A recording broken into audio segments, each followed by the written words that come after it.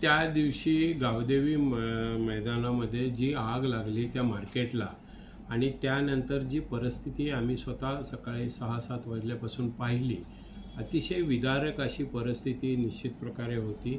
2 महिन्याचं बाळ, त्या कुटुंबाची परिस्थिती, त्या माऊलीची परिस्थिती एकंदरीत बघितल्यानंतर आणि त्या फायरच्या अधिकाऱ्यांची परिस्थिती बघितल्यानंतर निश्चित प्रकारे तो दिवस जो आहे तो आमच्या आयुष्यामध्ये बघायला म्हणजे माणुसकी ही अजून जिवंत आहे की अशा प्रकारे एखाद्या कुटुंबावरती जेव्हा वेळ येते त्यावेळी निश्चितच ही हृदय हेलवणारी गोष्ट असते आणि त्याकडे बघण्याचा दृष्टिकोन निश्चित प्रकारे एक लोकप्रतिनिधी म्हणून आमचा वेगळा असतो.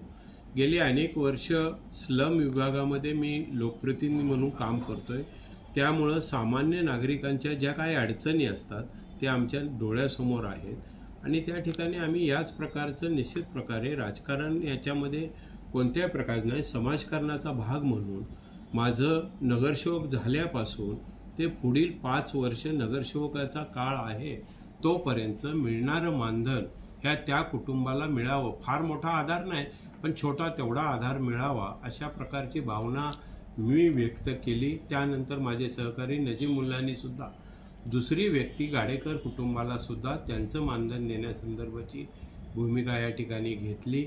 हा एक छोटासा खारीचा वाटा म्हणून त्या कुटुंबाला मदत करतो.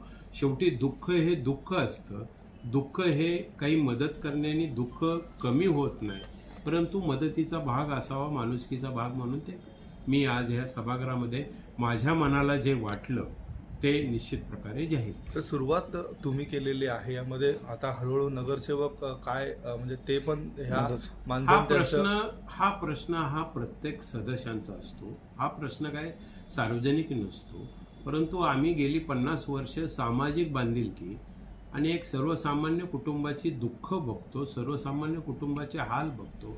त्यामुळं समाजाशी निगडीत सातत्याने गेली 50-52 वर्ष आम्ही काम करत असतो. त्यामुळं निश्चितच आम्हाला एक वेगळी घटना वाटली आणि मला जे वाटलं, माझ्या मनाला वाटलं ते मी केलं.